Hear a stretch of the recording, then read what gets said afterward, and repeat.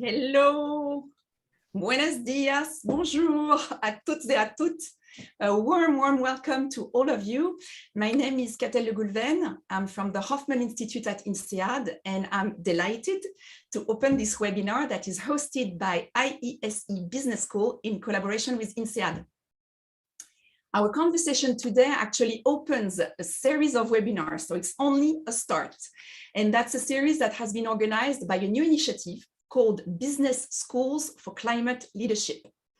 It's an initiative that has been kickstarted by 8 founding business schools: Cambridge Judge Business School, HEC Paris, IE Business School, IESE Business School, the International Institute for Management Development, IND, INSEAD, the London Business School, and INSEAD Business School at the University of Oxford. These schools have joined together with the ambition to equip current and future leaders in our community and beyond on how to address climate change. I also wanted to say that it's not very often that competitors come together to do something jointly. And so in addition to talking about climate change and business, we also hope to inspire you in terms of doing more collectives. If we can do it in our very competitive industry, you probably also can do it in yours. So one of the first products we've developed together as a team is a toolkit on climate change and business that will be launched at COP26 on 10 November. And basically, the objective of this series of webinars is to give you a first glimpse of the content that will be in this toolkit and to start discussing it with you to see also how useful or unuseful and hence improved we can then develop it.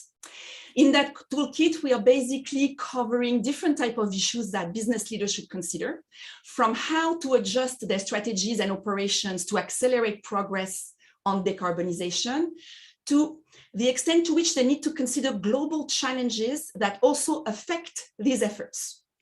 And in the webinar today, we're going to focus on the latter, and we're going to zoom in two particular aspects of this global context that we also need to consider when we talk about climate change: geopolitics and inequality. Before I welcome our speakers, a little bit of housekeeping. You will have a chance also to ask your questions. If you are joining us on Zoom, use the chat box. And if you're joining us on YouTube, use the comment section. I think I got that right, but anyway, you see where you can write and put something there. We'll be having colleagues in the back end curating them and sending us to us. So it is my pleasure to welcome our 2 panelists today, Mike Rosenberg and Mark Stabile. Mike, you are a professor of the practice of management in the Strategic Management Department of IESE Business School. Welcome. Thank you, Catel. And Mark, you come from INSEAD, where you are the Stone Chaired Professor of Wealth Inequality in the Economics Department. Welcome. Thank you. Pleasure to be here.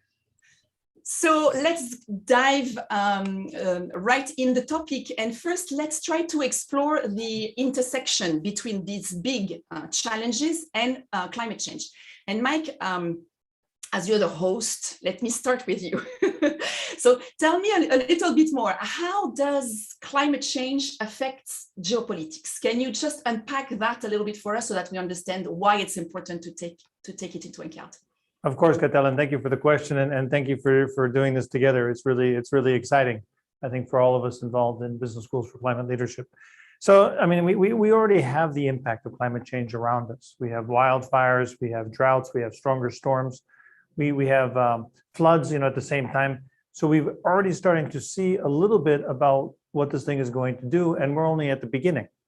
So we have to bear in mind that these kinds of extreme weather events, these kinds of impacts, will get worse. As they get worse, what's already starting to happen is you have migration because of climate. You have climate refugees, people running away from problems, from floods, from different problems, from desertification, etc. You have people running away and the emergencies themselves putting enormous load on some governments which cannot handle it. They don't have what the experts call the policy space or enough money, enough institutions to really handle some of this stuff. That is weakening states. It's providing a haven for terrorist groups and non-state actors to kind of step into the void. You have groups like Boko Haram and Al-Shabaab, taking advantage of the chaos as some of these countries start to literally disintegrate, and all this will happen more and more. On the bigger issue, you might have regional conflicts as different regions start to stress over water, over other issues. You might even have global conflicts as different countries, regional partners, and different things start to have trouble with each other. So climate change has a direct impact on geopolitical issues. The generals and the people who are responsible for these things in the world are paying lots of attention, and I feel that business also should do so. Thanks. So clearly what you're telling us is that climate change is going to amplify these geopolitical tensions that already exist or start new ones. And as you mentioned, I mean, in their heads and hearts of many, this is the business of government and of international organizations. So can you explain a little bit more in details why business leader should pay attention to this? Well, because business, Catel, needs peace. Peace is a fundamental aspect to being able to do any kind of business at all. Prosperity is what gives us economic growth, which is what makes business possible. So if we don't have peace and prosperity, we're not going to be able to do business in certain parts of the world. Beyond that, these things spill out of control and they have unintended consequences. One example, for example, is the civil war in Syria. Mm-hmm. Everybody knows about the civil war in Syria, the Arab Spring, and the protests which were met by oppression by the government. But not everybody knows that there was a 4-year drought before that, and that many of the people who were protesting were farmers and the sons and daughters of farmers. The drought put 1 million people off the land. It killed 80% of Syria's livestock, which created the conditions for the civil war to happen. Now, the civil war, of course, produced a flood of refugees, most of whom went to Jordan, but some, mainly the ones who could, tried to come to Europe. That flood of refugees was used by English politicians to argue for Brexit. Now, it's hard to say that the Syrian civil war, which was caused by a drought, which was caused by some of the earlier impacts of climate change, caused Brexit. But I use the example to show that all of this stuff is connected. Mm-hmm. And we have Irish businessmen who are trying to figure out how they're going to do business in a newly divided Ireland because of a drought in Syria, maybe. But in any case, the point is everything's connected. And I think business leaders need to pay attention to stuff, mainly because they can. We know what's going to happen. We know where it's going to happen. And more or less, we know how fast it's going to happen. So we can start to prepare right away. Yeah, thank you very much, Mike. And I think having the foresight and looking at different scenarios in that context, we'll go back to that, is something that business will need to consider. Mark, let me ask a similar question to you. Your area of expertise is inequality, right? Can you tell us, give us a sense also of why business leaders should care of inequality, and more particularly how inequality and climate change interacts with one another? Sure, I'd be happy to. Let me start just by reminding people what's been happening to inequality in case you've forgotten, right? So since about the early 1980s, as our climate problems were also accelerating, inequality in many countries also accelerated. Not necessarily because of climate, but actually, to echo what Mike said, a combination of market and policy forces was driving the changes in inequality, but it's not completely unrelated to climate either, in the sense that our social and built environments are interconnected, right? And the inequality path hasn't been the same for all countries, but overall, it's fair to say that there's been a convergence towards more inequality over the past few decades. We're at a higher level. So inequality is more salient for many people these days than it was several decades ago. And we're at a moment where we need action to mitigate and adapt to climate change. So these two issues are going to intersect, and we can think about them intersecting in at least 4 ways. The first would be inequality of effect, right? Poor regions or poor households are more vulnerable to the impact of climate change. And we've already heard a bit about this, and this might be because their homes or their businesses are more likely to be in the direct path of climate-related events, but it actually goes a bit beyond that. A recent RAND study showed that while economies recover, for example, from hurricane damage, almost to the level that they may have been previously, they do so unequally. And particularly evacuees who did not return or weren't able to return have higher unemployment rates, higher dropout rates from the labor market. So, there is more inequality generated in the recovery from climate-related incidents. The second would be inequality of cause, right? Poor households tend to contribute less to climate change due to reduced consumption levels. For example, in Canada, where I'm sitting today, the lowest decile has an annual household expenditure of about 36,000, of which 18% are directly carbon related. Mm-hmm. The highest decile has an annual expenditure of 119,000, of which 22% is directly carbon related. So, and clearly, as we go to poorer parts of the world, average household expenditures are even lower and their footprint lower still, right? So this is unequal as well. The third would be inequality of participation. Maybe I'll say more about this later, but this really just refers to poorer households have less access to and participate less in decision-making to address climate change. So policies may not necessarily reflect their realities as strongly. And the fourth, and this is really the biggest part of our contribution here is in this series, is the inequality of response, right? Policies to address climate change may hit poorer households harder, leading to an increase, in fact, in inequality, right? Let me give you an example. So for example, the UK, to its credit, has put in a series of incentives aimed at increasing the use of renewables and improving energy efficiency in electricity consumption. And household expenditure on power and heating in the UK has declined over the past 10 years for almost all income deciles.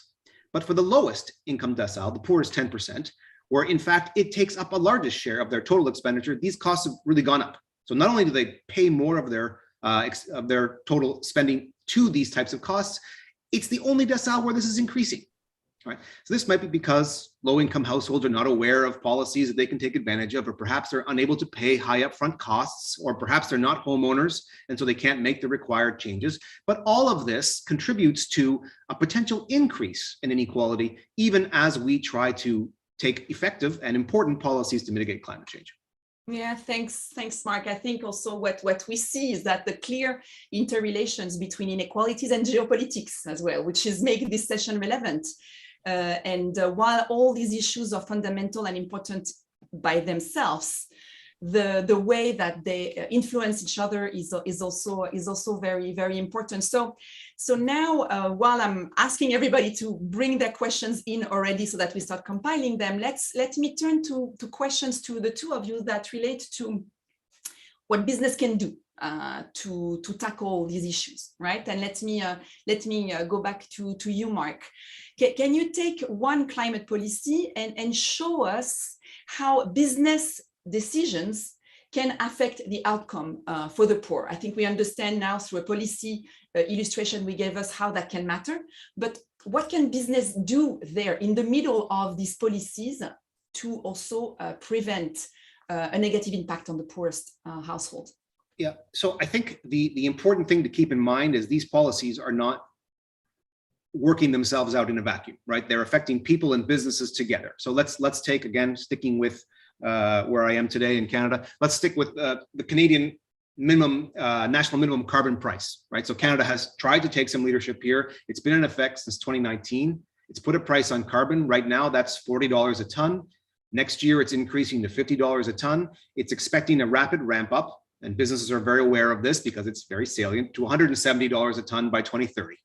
Okay, and obviously we've seen examples, just going back to, for example, in France, the response to increases in gas tank prices, et cetera, can be quite severe, right? And you know, just to mention, there's a very direct impact on business when you know, your windows are being smashed in and people can't shop on Saturday because of protests. So that's, put that aside. But so to try and deal with the direct effect on households, what Canada has done is it's given people a rebate, right? So we're putting in this carbon tax, but we're going to give people money back. And where I'm sitting in Ontario, that's about $300 a person. Okay? Yeah. And the IMF has done some analysis of this, and their sense is that the impact of the carbon tax as a share of household consumption is indeed highest for the bottom 40% of the population, right? So just as we would think it plays out, it hits the bottom 40% much harder than it hits the richer people in the country. So for the time being, what do we have? We have a tax in place. Most economists would agree that a carbon tax is exactly the right thing to do. I would be among those people, right? A great policy to have. And we've tried to make it a bit easier for households by giving them some money back, although that rebate, I would say, is not related to their actual energy consumption, nor to their income. Okay. Now, your question then is what happens next and what does business have to do, right? Do businesses simply choose to pass these taxes right through to the households? Right? In the very short term, they haven't, because it takes time for these things to process, but we're now entering year 3, year 4. We're in a position now where businesses could just start to increase prices. We just get price inflation, right, in the presence of these carbon taxes and carbon rebates. And we know that if that's what happens, given what the IMF says about who's affected by this, it hurts the lowest share of the population the most, right? Or instead, do they choose to, in some way, price discriminate? We think of price discrimination as bad, but in this case, it could be good in some way, so the poorest households are protected, right? Or do they think about how they change their products for the changing market, right? Which products can we bring to market that cater to those at the upper end of the income distribution, like a luxury EV? And which products can we think about catering to the lower end of the market that are also climate friendly, right? Which mix are we going to pick? And then let me just add one more thing, and then we can open this up a little bit more, right? This is going to disrupt. It changes business models. It may cause some firms to shut. There will be shifts in labor, and how firms transition that, right? How do they deal with their workers? How do they change their business model? All of that is going to either make this carbon tax a success or a humongous failure, right? So the idea that businesses are just takers of this policy, I think, is completely wrong. But can you just explain to me why on the short term, if I am a business leader, I should care about these implications? Why would that directly matter to my bottom line? Okay, so I mean, first, let me echo what Mike said, which I completely agree with, right? You need prosperity to thrive, right? So we are putting in taxes. One way to manage these taxes is just to pass the cost through. I don't care. I'm going to pass the cost through to my customers. And in fact, at the gas pump, that's more or less what happens, right? The gas prices just go up. If that's the way we respond to these taxes and we do nothing else, then we have a good chunk of society who is being made worse off. Even with the rebates, the bottom half of the population is worse off.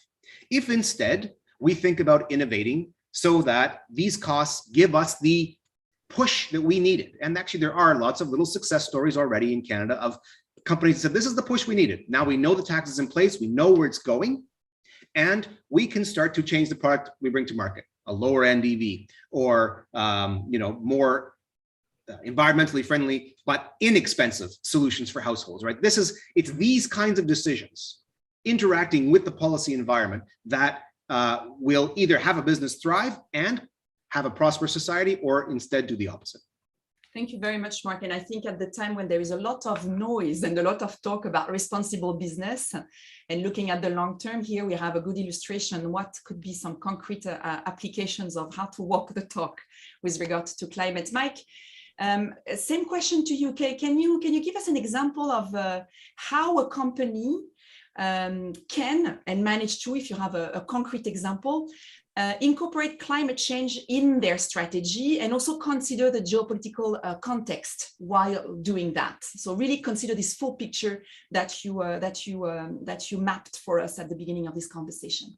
Sure, Gatel. I mean, I think at the first level, many companies have already been looking at climate change. For example, the wineries. Miguel Torres is an enormous winery in Spain. They're already buying land up in the hills because they already see that the weather's changing. So they, to be able to grow grapes, they need to buy land in places which perhaps was not a good place before. So that's one level. Many companies are already thinking about the impact of climate change.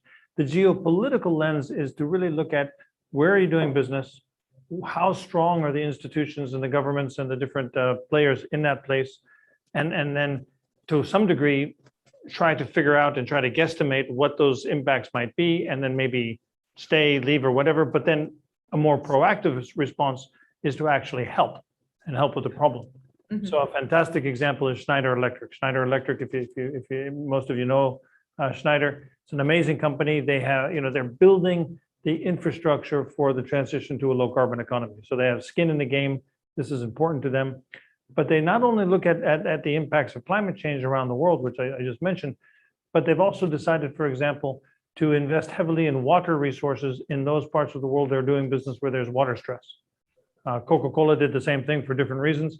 But the point is companies can actually help on the ground by using their money, using their leadership, using their technology to perhaps make it easier for institutions and local governments to survive the storm which is coming yes or yes, because what's important is, even if we do the transition to a low carbon economy as fast as we can, and the head of Schneider's Sustainability Institute, actually Vincent Petit, he actually believes it's going to happen faster for market-led reasons. He's giving a speech in Glasgow on that.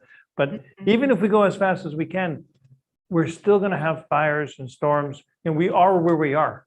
Even if we get the best scenario, it'll probably get a little bit worse before it gets better.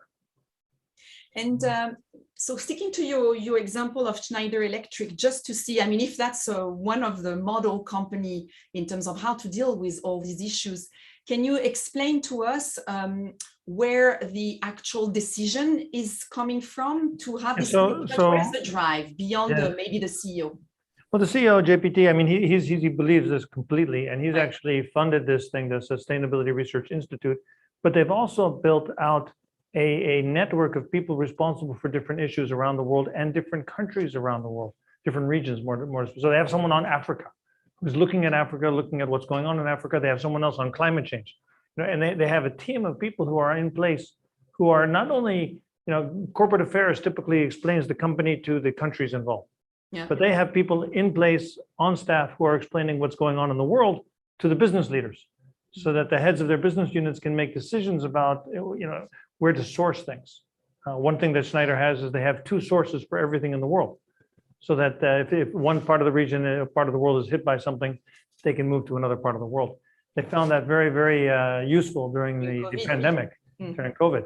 Yeah, so I mean, these things, the good news about this stuff is we can see it coming. These are slow burn events.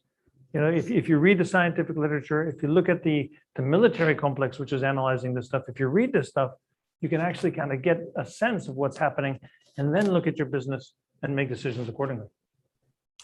Thank you, Mike. We have some questions that are starting to come in for the two of you. There is the first one that is questioning the use of dedicated funds for affected population.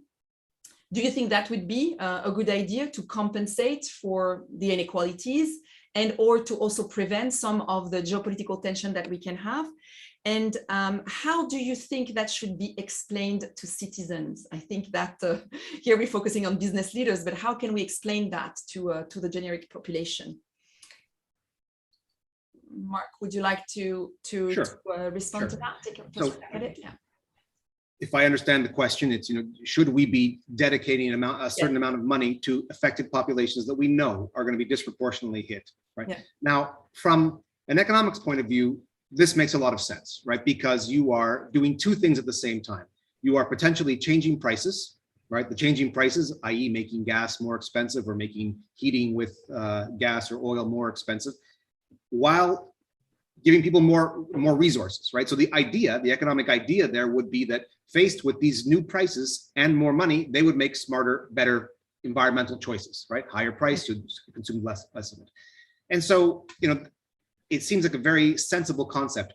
And in part, that's what I was describing earlier, right? That's what these checks to households to help offset the carbon tax are meant to do. Right?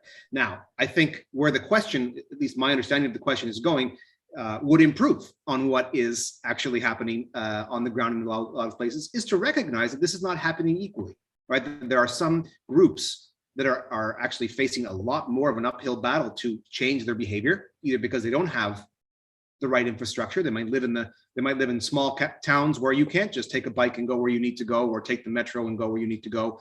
You have to drive more, and EVs are still well out of range for a lot of income levels, right?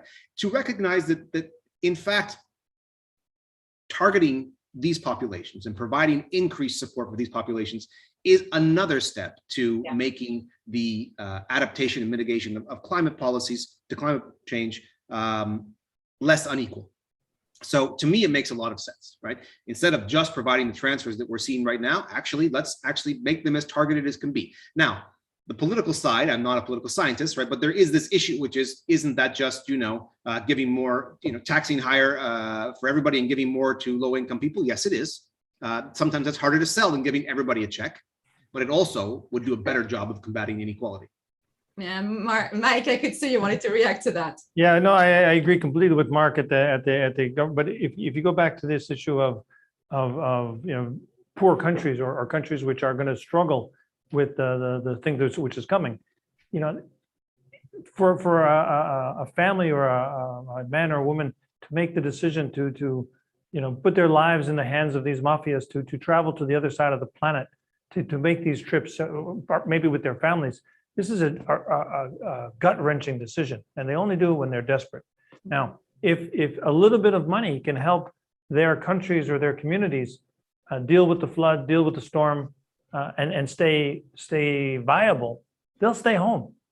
And it'll cost the world a lot less money to keep them home, help them build their societies, help them develop their communities, then have the whole problem of immigration. And then what happens, and we have to think about how to, so spending a little bit of money to help people is the right thing to do in the long run. It's also the right thing to do, period, just from a moral point of view.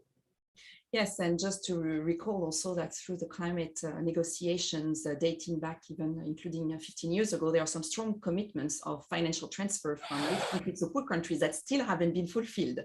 So I think that this is many people are hoping that Glasgow will actually see some money on the table, some more money on the table. So I think here we have one of the topics to watch in Glasgow in terms of what's happening, and that is as the interface of inequality and geopolitics in connection to climate change. And also to recall, by the way, that the Paris Agreement has a clear statement on the importance of considering inequality in designing its commitments and its principle for every country. The next question from Bernadette, thank you. I think it's more directly to you, Mike. It's a little bit tricky. It's about the defense industry, right? We are the heart of geopolitics here, if I may. And the question that is being asked here is, what's happening around the defense industries? Are we measuring the greenhouse gases emission of this industry? Is this something that is also on the radar when we talk about policy on taxation of emissions or any activities here?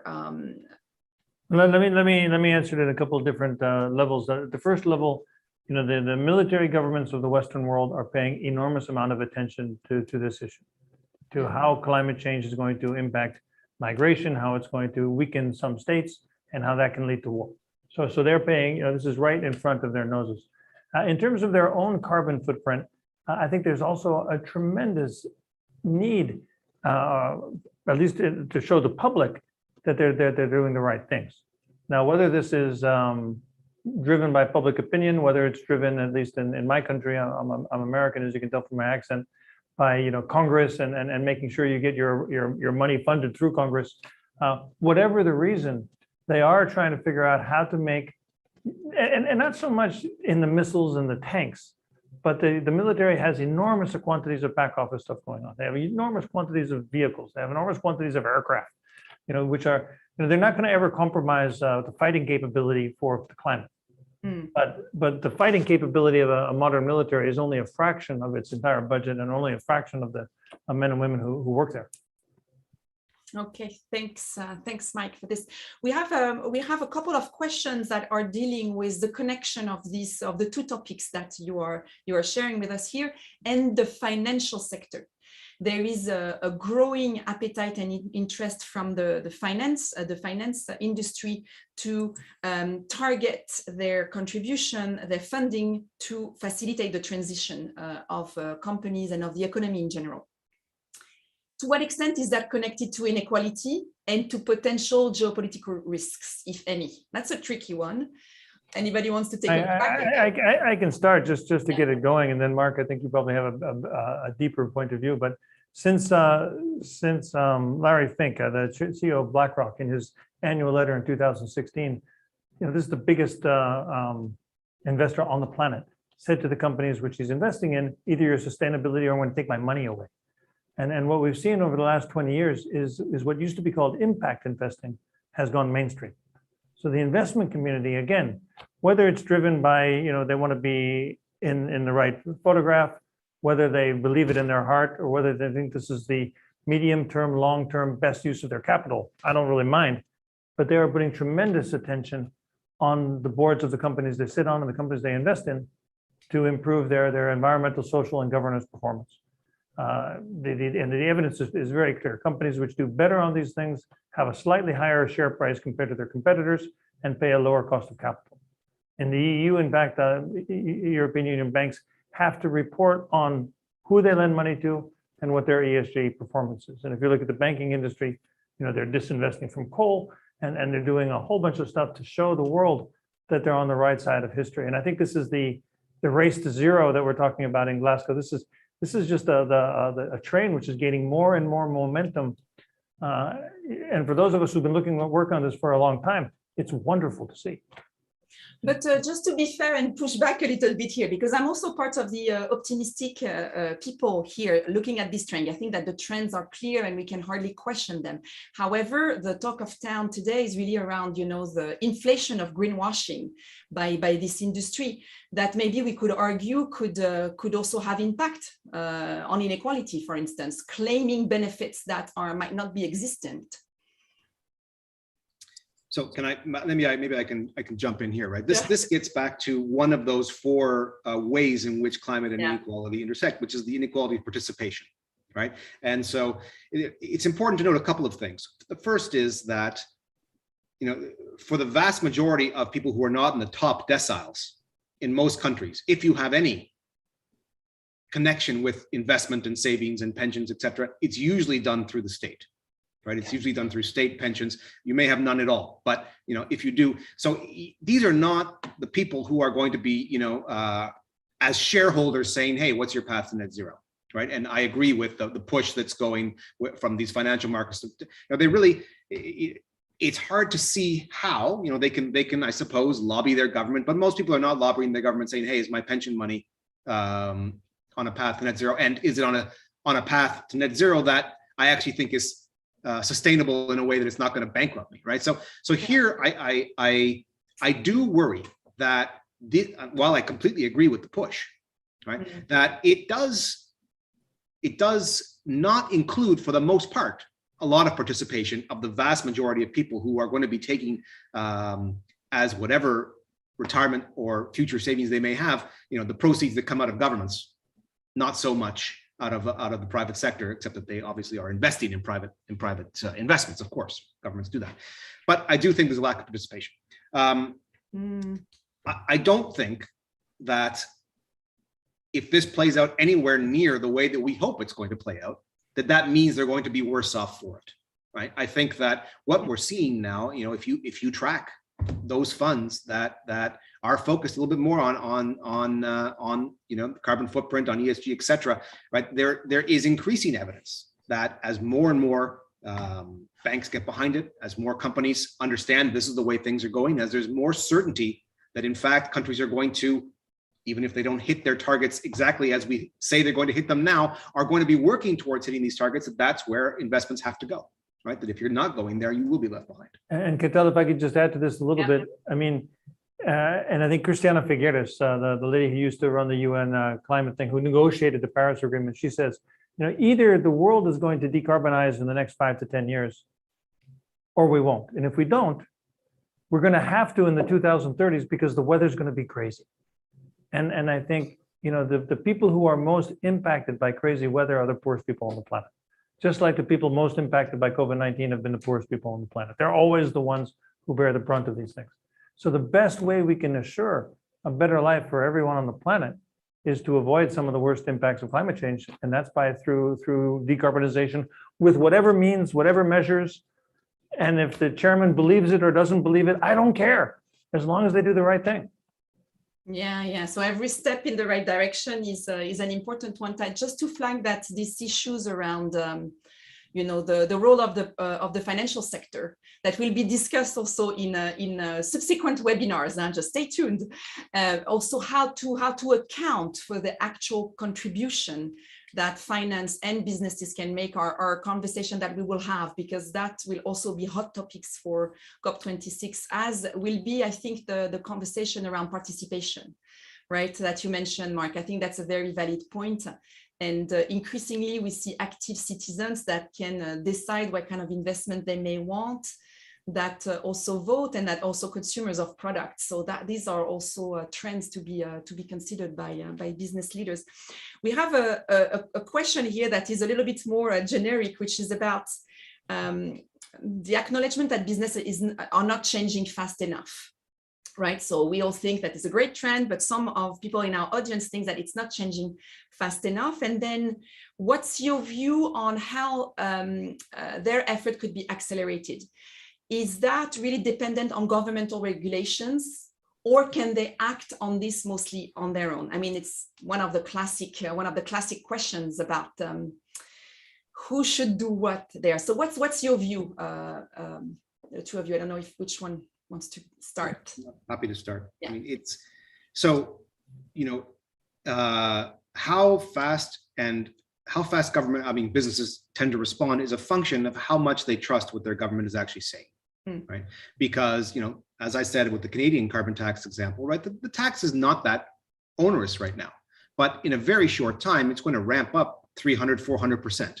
So if it's the case that we believe that actually governments are going to do what they say they're going to do, then there's every incentive to speed this up, because otherwise you're going to be driven out of business. When I ask my students, which governments do you take most seriously when they say they're going to combat climate change? Maybe this is the shift over to what Mike might say, but they say, well, when China says that it's going to do this, we believe it, right? Because they say it, it's done, no one's going to change their minds, right? And so if you're doing business there, you know that they're committed to what they said they're going to do. It's very unlikely that they're going to change direction. You either change or you get out, right? And so it's this, and then if you look at, when I ask them, what country do you think is least reliable, right? Do you trust Boris Johnson on what he says? Or do you trust, Emmanuel Macron?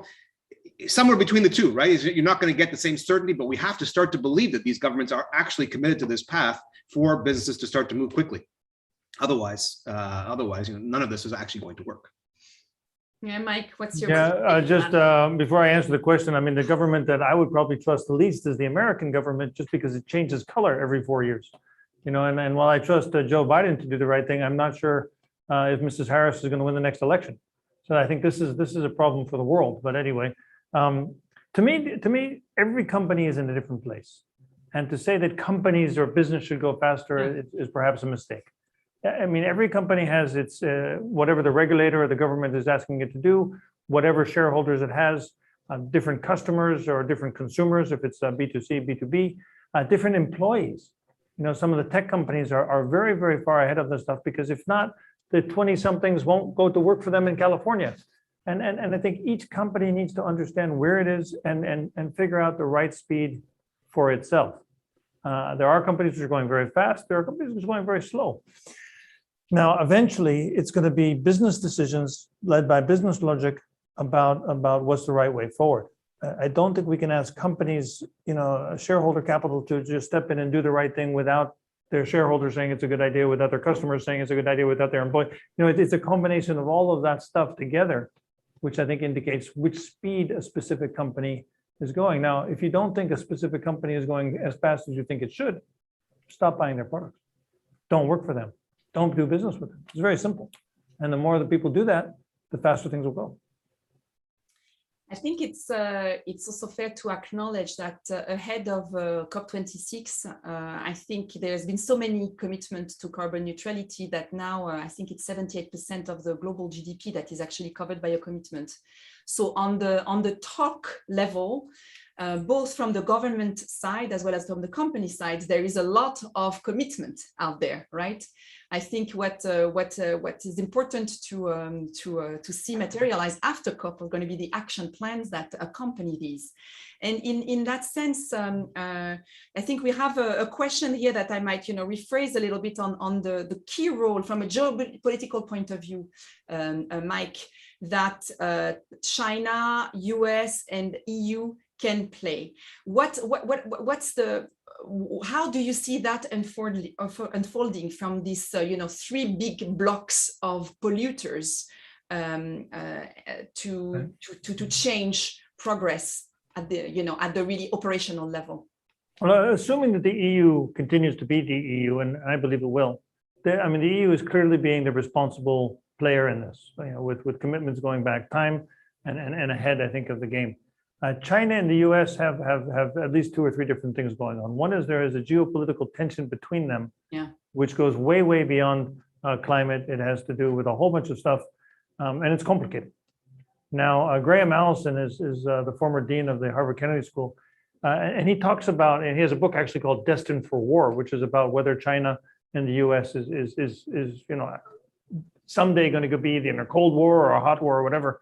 One of the things he said in a speech in Korea a couple of weeks ago, which I had the pleasure to attend, was, they have to agree with each other on climate. Yeah, it's just a yes or yes. There is no option. And in fact, it was an agreement between the Obama administration and Mr. Xi, which kind of paved the way for Paris in the first place. So Graham Allison's point of view is because they have to work together on climate, maybe they'll work together on everything else and maybe diffuse to some degree the inherent geopolitical tension of a rising China, which is challenging to some degree Washington's leadership of the world from a geopolitical point of view. Yeah, thanks. So some hope around the climate being, being collaborative enough that can mask competitions on the technological front or on even defense front. They are destined to work together on this, and everybody loses if they don't. And I would add, if I could, Catel, internally to each of these blocks, right? There's 2 ways in which this falls apart. The first way, and I think we're seeing less of it, but it's certainly not gone, is that businesses do what I would think is the wrong thing, is lobby to slow this transition down. Right? That's one way this unravels, that they successfully do that. And that works more or less differently, to different degrees in different countries, right? Obviously, in the US, so far, we've seen more successful lobbying to do that than we have in some other jurisdictions. The other way that this falls apart is that it's not the businesses that backlash, it's the bottom 50, 60, 7%, 70% of people who don't understand how it is that they're supposed to cope with this transition. And that's where the intersection between climate change and inequality comes in, because if we don't take care of helping them cope, at least in the short term, you get a second type of backlash, and that backlash is also politically costly, right? And we see that as well. And Mark, if I can add to that, those people will then vote for populist leaders who say, it's okay, I have a simple solution for your problems, vote for me and it'll be all good. And those are the guys who are going to take us to war. Okay. So here we go, closing the loop of interconnection. But I think that helps giving a sense to the audience here that these issues that might feel a little bit broad and not connected to climate change and business actually do matter. I have a last questions I'm going to take before we come to some conclusion of this conversation. It's around the role of citizens. So I know that's not really the topic that we have. We've talked about government, about businesses, but is there, to what extent are businesses and government not moving fast enough because citizens are not asking strongly or clearly through the different channels that they have, from your point of view? I mean, if I just started, then I think Mark has a lot to say on this, but civil society can do so much. Civil society can do a lot to help people in need.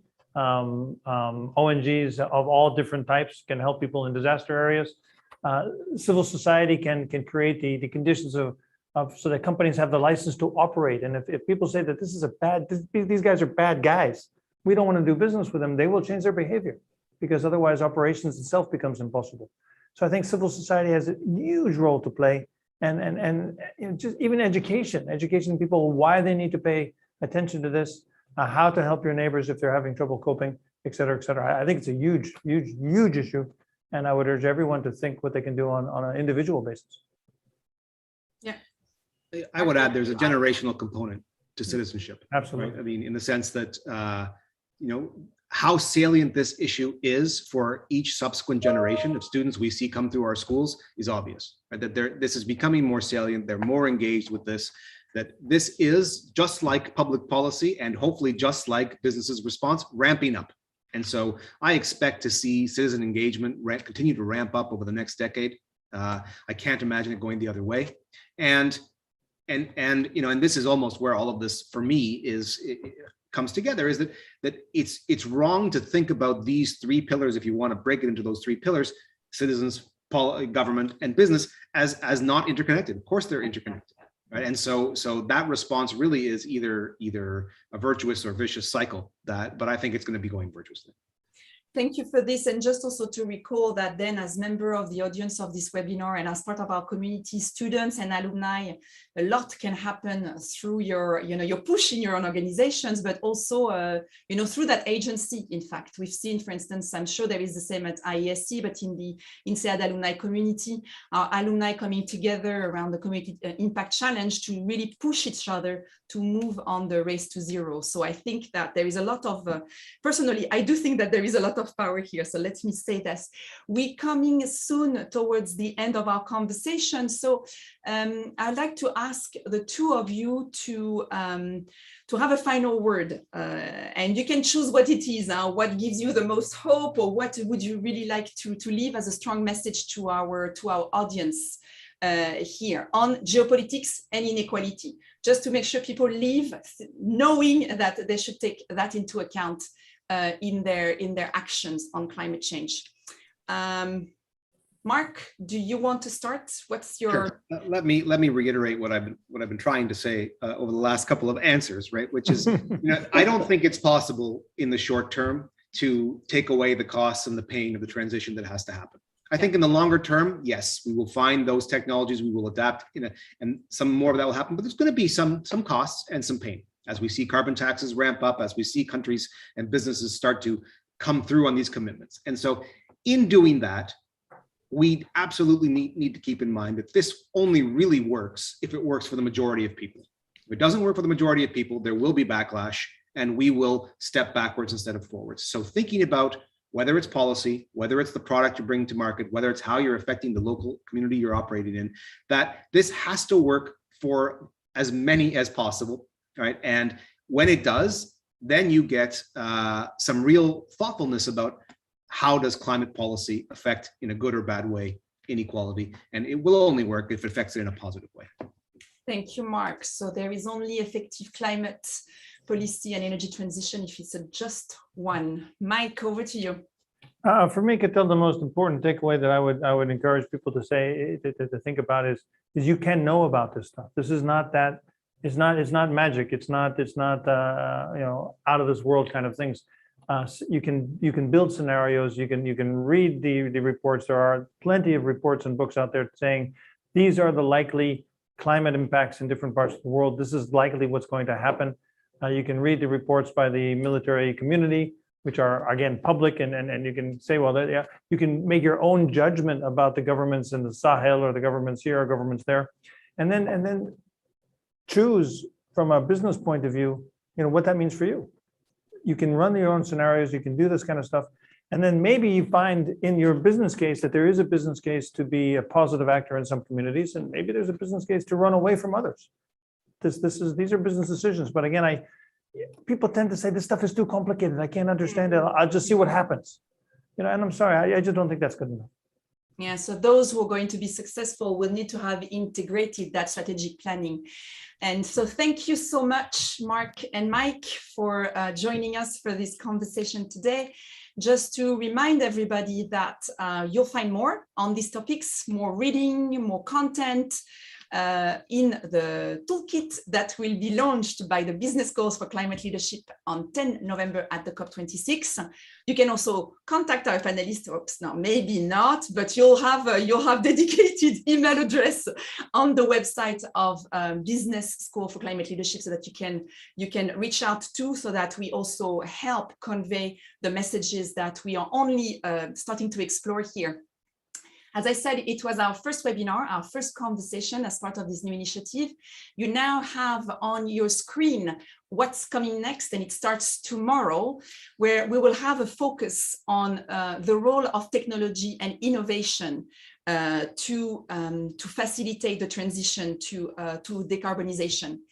And for this particular webinar, we'll be welcoming Professor Conchita Galdon from the IE Business School in a conversation with Professor Peter Tufano from University of Oxford Said Business Schools. You'll see the rest there. You'll find all the links to join on the website, bs4 BSCL.org, businessforclimateleadership.org. With this, I wanted to extend a very, very strong thanks to the teams that you don't see and that do all the work to make this conversation happen. On the IESE Business School side, we have Alex, we have Eulalia, we have Julian on the INSEAD front, and we have Pedro also in Portugal helping us setting mic up for this conversation. Thanks to all of you for participating and joining us today. Have a good rest of the day and see you at the next webinar. Goodbye.